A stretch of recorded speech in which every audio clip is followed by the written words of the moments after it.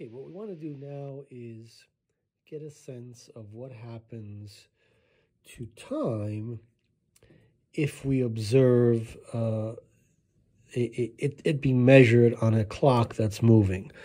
So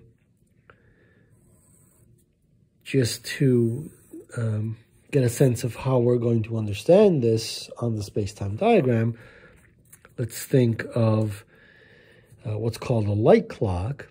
And this is going to be simply a clock that ticks by way of using light rays. So we have two walls, a left wall and a right wall in the one-dimensional universe, and light just bounces back and forth between one and the other, and every time it hits one wall, it makes a tick. Or you can think of it hitting the wall on the right and coming back, and that being one tick, right? That could represent 1 second. So it's something like, say the left wall is at the origin, and the right wall is over here, somewhere along the x-axis. And of course, on the space-time diagram, if the light clock is just sitting in front of us, then the path through space-time of the right wall looks like that, and the path through space-time of the left wall looks like that, because it's at the origin.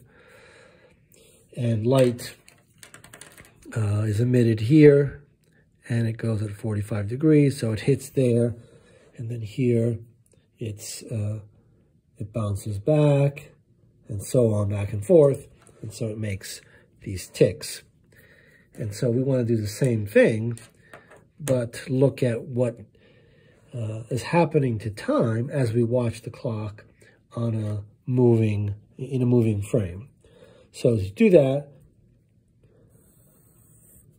let's do, this is x and t, and let's have this clock, let's have it move fairly quickly. So let's do x bar and t bar, something like that.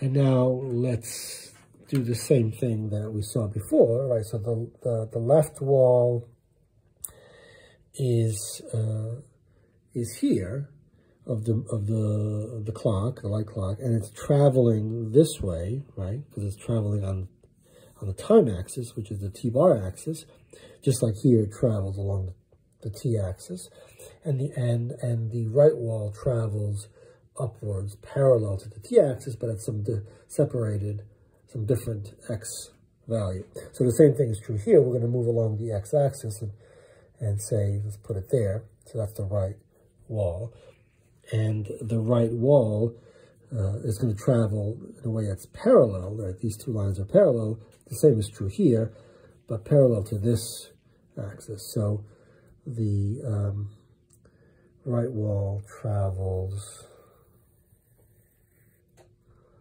like that on the space-time diagram. And so we have the left wall traveling like this, and then we have light, which is traveling at 45 degrees. And so it's bending a little bit more with respect to t, and it goes somewhere in here. So light would be doing something like that. So that's where it hits. That would be the analogous for this clock of this point, and then it bounces back at 45 degrees here, something like that. So this, if this is a tick, then here's what that looks like for the moving clock.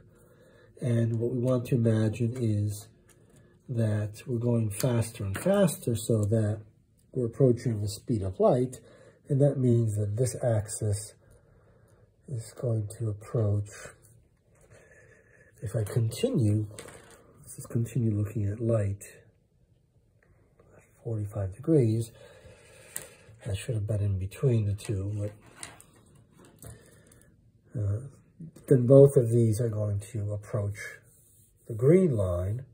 And what happens then is that this green line and this line become parallel, because this line here is approaching the green line, right, as the reference frame of the clock approaches light speed.